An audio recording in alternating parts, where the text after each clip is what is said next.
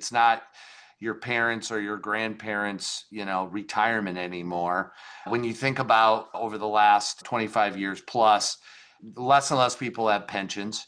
When they retire, they don't have health benefits. They can't take them with them like many used to. And there's a lot more choice and more complexity. Welcome to Sterling Insights, Stand Out and Supercharge Your Assets, the go-to podcast for financial advisors aiming to grow their assets under management, stand out in a crowded market, and retain assets nearly forever. Are you advising high net worth clients who own appreciated capital assets? Do you want to help them sell without losing a quarter, a third, or even more of their hard-earned profits to capital gains taxes? Then this podcast is tailored for you. Each episode brings you the latest strategies and expert advice from leading financial advisors, seasoned attorneys, and experienced CPAs. Learn how to maximize your clients' wealth, minimize their taxes, and supercharge your advisory practice with actionable insights. Join us on Sterling Insights, Stand Out and Supercharge Your Assets, where you'll gain the knowledge and tools to set yourself apart and achieve unparalleled success in wealth management. Subscribe now and empower your practice for a brighter, more prosperous future. Welcome to Sterling Insights. I am your host, Roger Silk. Today, our guest is Erik Brenner. Erik is a CFP, and he is the president and CEO of Hilltop Wealth and Tax Solutions. With over 30 years of experience, Erik helps high net worth clients move from building wealth to preserving and distributing it. His firm's Personal CFO model blends advanced financial planning with in-house tax strategies, and they offer clients a fully integrated approach. Erik is also the author of the Personal CFO Revolution. Erik, thank you so much for joining us. It's great to have you. Hey, Roger, it's great to be here. Since you took the time, which I know was a lot of work, to write a book, do you want to give us a synopsis of why you wrote it and what the key takeaways and why people might want to read the Personal CFO Revolution are? Sure. So really, the reasoning behind it is, as I've seen in my career, planning has changed. And what I often say is it's not your parents or your grandparents, retirement anymore. When you think about over the last 25 years plus, less and less people have pensions. When they retire, they don't have health benefits. They can't take them with them like many used to. And there's a lot more choice and more complexity. 401k and retirement plans really have only got started strong in the mid 80s, later 80s, early 90s. And so the complexity that has happened over the last 20 years or so, it's not getting any easier. So the whole thought of the process was, we talk often about someone's mountain, when they're climbing, saving and investing, making decisions, paying off kids' college and paying your mortgage off and so forth. And once they get to the top and then they start to come down, that's where the complexity really happens. And a majority of deaths when mountain climbing happen on the way down and not on the way up. And so, the book, we really talk about needing someone to help guide you in the right direction. So as you're coming down the mountain in particular, you don't hit some gravel and slide several hundred yards down your financial mountain in those mistakes.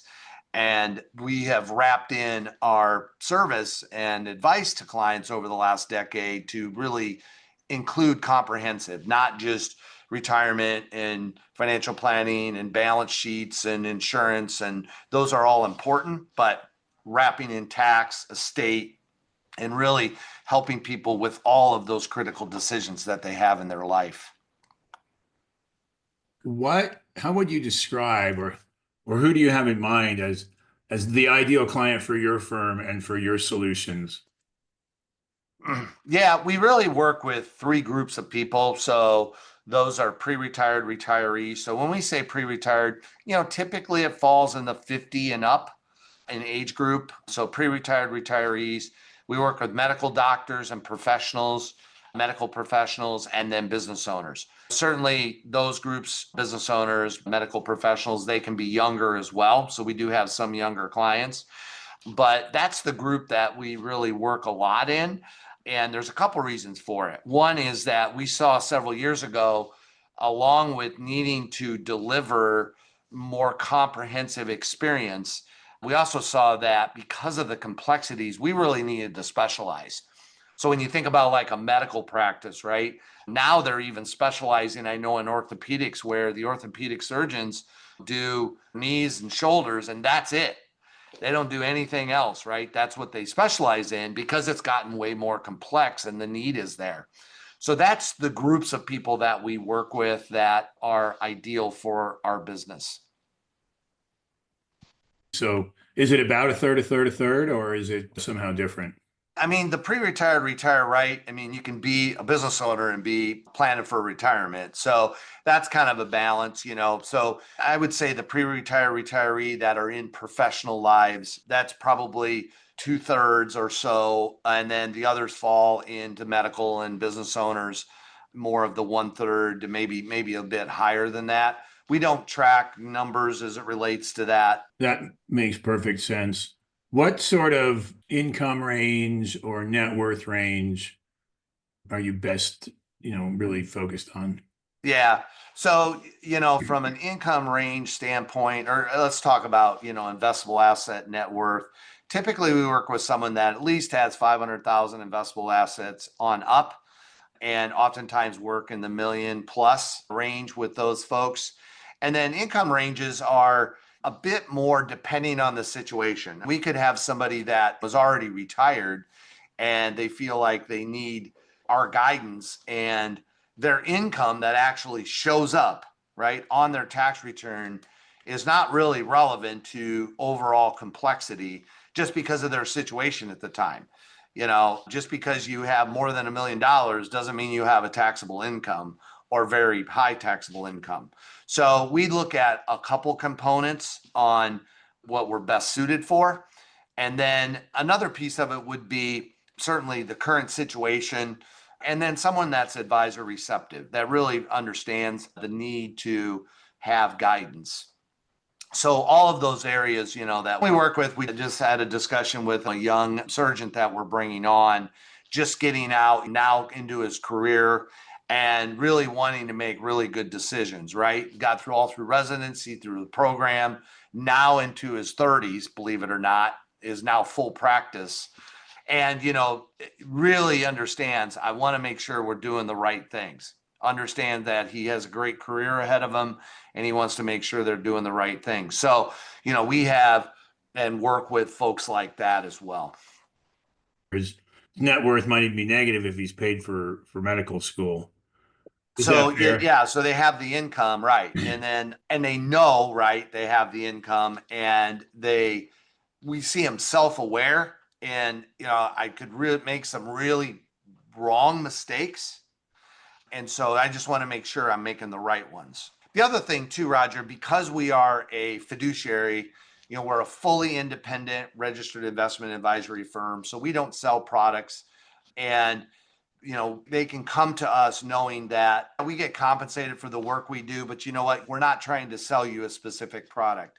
Unfortunately, there are categories, and physicians being one of them, where they can get misled sometimes into product driven versus strategy driven. So we're a big, what's the strategy? What's the goal, the plan for you? And then let's figure out what best suits that. And so, we often come to the new relationships that they realize that they do have someone as a fiduciary on their side, and it's not going to be product driven. Yeah, so we'll direct them, we'll help them. And then also there are, many insurance companies or many insurance solutions that are low cost. So that work with firms like ours. They call them often registered investment advisor friendly, so that we're directing them based on those solutions. So it depends on the need. So we can be kind of that third party, giving them advice on that. We can also potentially find them solutions. But again, it doesn't change, how we're compensated. And so That's really important to us. So are you guys primarily, you get a percent of it or you have a flat fee or how does it work? Yeah, so it depends on the client. Oftentimes it is a percent of assets under management. And then what we include in that, and I talked about this comprehensive CFO, Chief Financial Officer. We really think about in the ultra wealthy world, there's what's called family offices. And so family offices work with the ultra wealthy and they'll do basically everything financial and beyond for those families. And so we wanted to bring that experience down to the folks we work with. So, depending on the client and the assets that we manage, we wrap in taxes and include that. We include estate planning, asset management, retirement planning, goal based planning, and so forth. And so, with that, that can come based on a percentage of assets, or we can also work on a flat fee basis. So we look at it from a perspective of we know what hours we're going to spend. Here's what your cost is on an annual basis. One of the things that we don't do is hourly work. So we've just found that two things. One is that we don't want someone to have a barrier that says, well, I don't really want to call Hilltop because, I'm going to get a bill for 30 minutes. That's not what we want to set up. We want to have people be able to reach out to us. Look, we're your chief financial officer. If you've got a question about buying or leasing a car, I want to be your resource. And so, that's important. So we don't want to have that barrier of having the hourly rate. And so it's either flat fee or it's assets under management. And people, once we work through it, they understand like, here's how I'm compensating for what I'm getting. And there's no hidden agenda. In your world, what's the like range of what you consider high net worth and what would you consider ultra high net worth? Ultra high net worth would be $20 million net worth up. And then higher net worth, it starts at a million, it would go up to 20 million ish, 15, 20 million. But I would consider ultra high net worth as kind of 15, 20 million and up.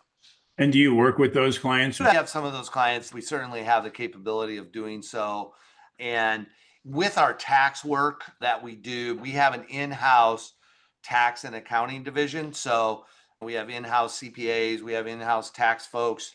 We actually do a fair amount of work on the tax side. We have business clients that we do ongoing bookkeeping and payroll and so forth. But the enhancement also on the experience is we also do a lot of tax mitigation work.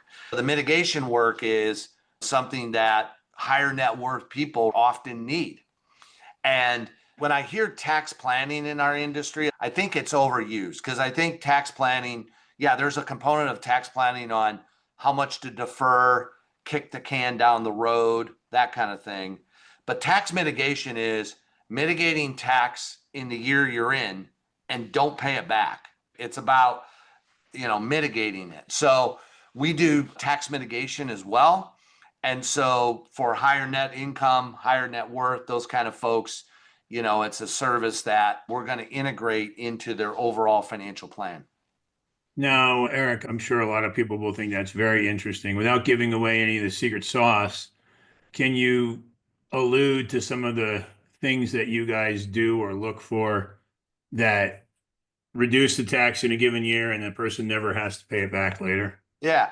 So there's things like you can do income offsets, right? So you can do those in oil and energy and those kinds of things. You can do solar projects. So solar projects where you get credits and depreciation. And I'm not talking about putting solar on your home, but there's solar projects. There's leverage charitable deduction strategies that you can utilize there. As business owners, then there's, business owners, successful business owners have even other levels or layers that they can utilize. So I think we have about 20 different strategies, just depending on the client situation and so forth. And really what needs to be integrated, Roger, is the planning work and then the tax projections and knowing. You can't go into those not understanding the current year taxes. And we find a lot of firms and a lot of advisors, that could provide that service, but they're limited in the firm that they work with. A lot of firms, especially larger firms, they kind of shy away from the tax side. You can say tax planning and you can put together, a high level tax projection, but go see your CPA or go Yeah. see your tax person. And really, advisors, unfortunately, are penalized in that firm because they may be a really sharp advisor that could do that work and very capable of it, but the firm's putting a restriction in place because of the lowest advisor, right? They've got to protect the entire firm. So those kind of strategies that, has evolved for us, they're really, none of them are new. It's not like, oh, this just came out in in the 2025. They're in the tax code. Some of them got cemented with the big beautiful bill that was passed. But, in certain cases, it makes sense to look at those options. So, and those would apply more for your high income or for your high net worth, or just depends. Yeah, it just depends. Yeah, I mean, it could be certainly it's both, right? High income and high net worth, or high income. You can also use some of these strategies for offsetting Roth conversions, as an example. So, we do a lot of work under Roth conversions, and, it doesn't make sense in getting it into a tax free bucket. And there's taxes due when you do that. So, we can use it for that. So, multiple different strategies we can use it for. How big is the firm? Like how many advisors do you guys have? We have 6 advisors right now on the advisory side. So, we call ourselves a boutique firm. And do you guys work like would a client have a relationship primarily with one of you, or would they deal with the whole team? Or if their primary advisor's out, they'll know you. So they let's say that their advisor's out and they call and you'll know who Yeah. they are and you talk to them. Yeah. So we do have a lead. Those are the lead advisors. So those are the advisors that, run the day-to-day relationship. So oftentimes we cross over, we work as teams as well. And so, if one advisor, as you said, is out, another advisor can step up and make sure that they cover that. And really, we work with clients all around the country. So we have an office based in northern Indiana, one in Michigan, up in Detroit, and then one in Fort Myers, Florida. We work with clients all over the country as well. All of the advisors work with those clients that we're talking about. We have a bit of a younger advisor. I'm not saying I'm the oldest one, but I'm not the youngest.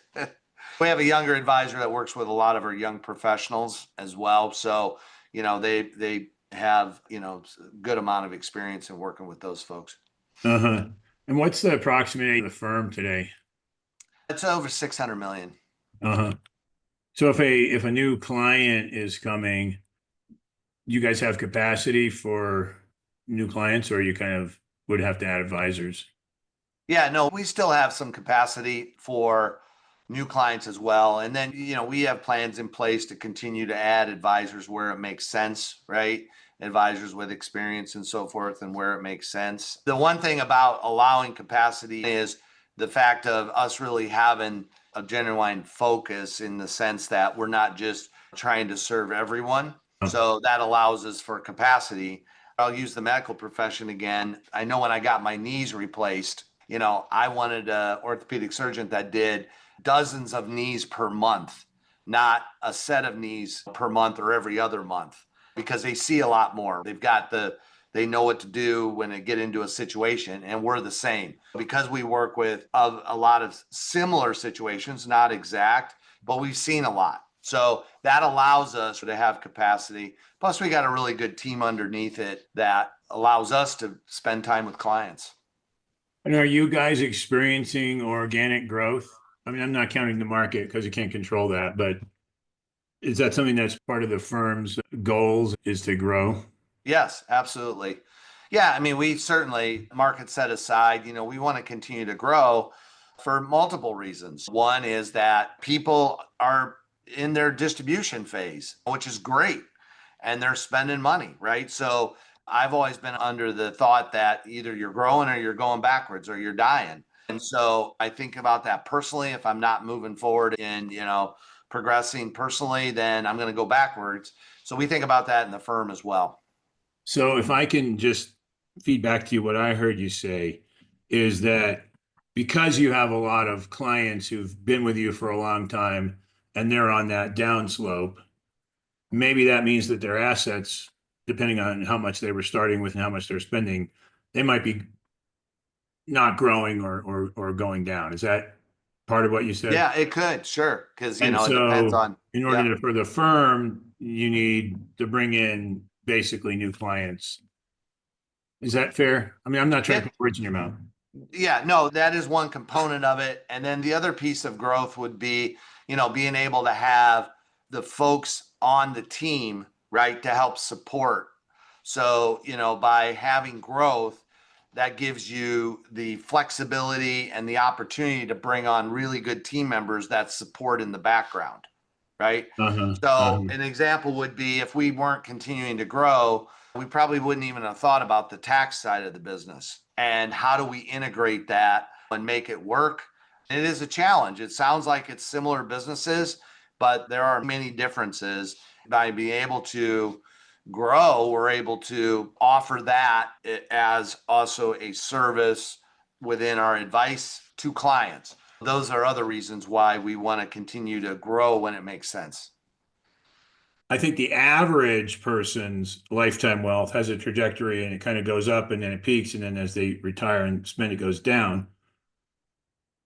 There's probably some net worth at which it doesn't start to go down because they're not spending everything that all the growth in income. Yeah, no, that's absolutely true, Roger. And what we're seeing more and more, a lot of our planning work is around qualified assets, right? These assets that are 401ks, IRAs, right, that are deferred and have yet to be taxed.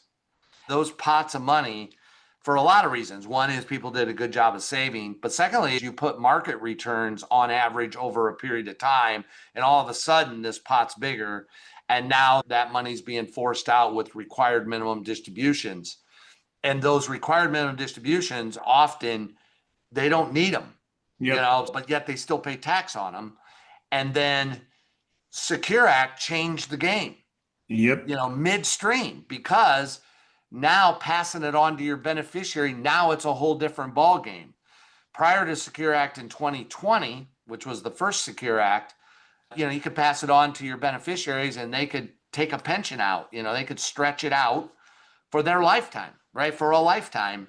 And so this thing could be $5 million. Well, they just take a pension out every year, and they die, they pass it on to theirs, and it could go generation to generation.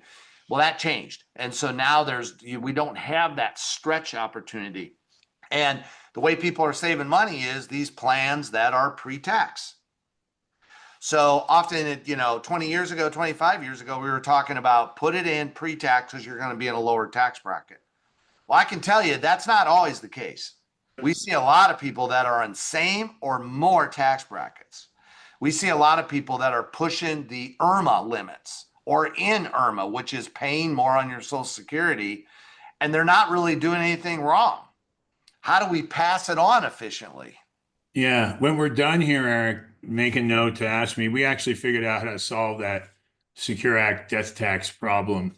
Maybe if you don't have that, you can add that and make it your 21st tool. Great. So we're kind of running out of time here. I know I'm sure we could talk about a lot of other things. Are there one or two important things that you want to make sure that the audience knows that you have not had a chance to talk about yet? I would say a couple things. One is, look, we've had three major tax law changes, Secure Act 2.0, and the One Big Beautiful Bill in the last 5 years. So, if somebody, to do this and really understand all of that and how it works into your situation is difficult. I think having someone that has the experience, advice to guide you along the way is more important now than ever because of all of those changes, right? And mistakes can get very expensive, especially on the way down the mountain. That's number one. And then the second piece I'd like them to know is you mentioned the book, and I would love to offer it up to your listeners, and I can send them to a site where they can get a free copy, which is hilltopwealthtax.com/podcast.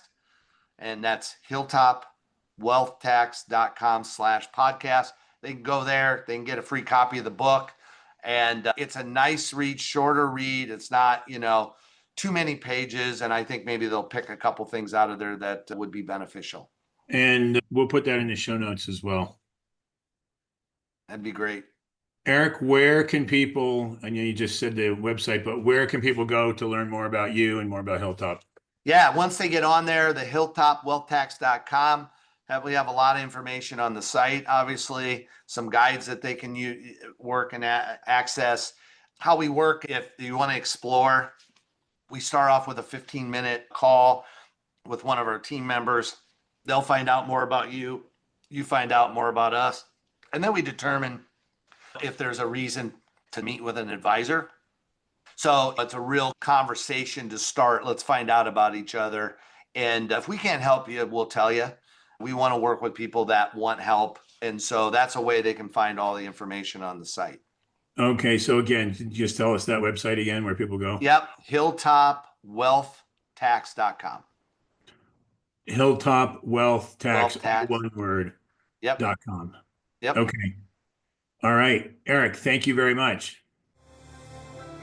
Thank you for listening to another episode of Sterling Insights, Stand Out and Supercharge Your Assets, where we provide the info you need from successful leading financial advisors, lawyers, and CPAs. Your hosts, Roger and Catherine Silk, invite you to learn more about Sterling Foundation Management by visiting sterlingfoundations.com.